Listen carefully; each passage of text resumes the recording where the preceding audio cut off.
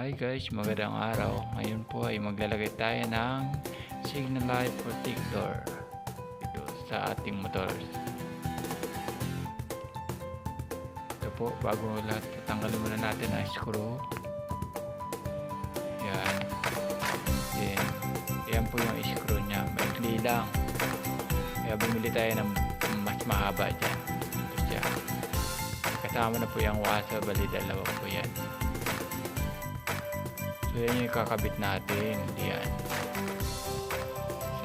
So,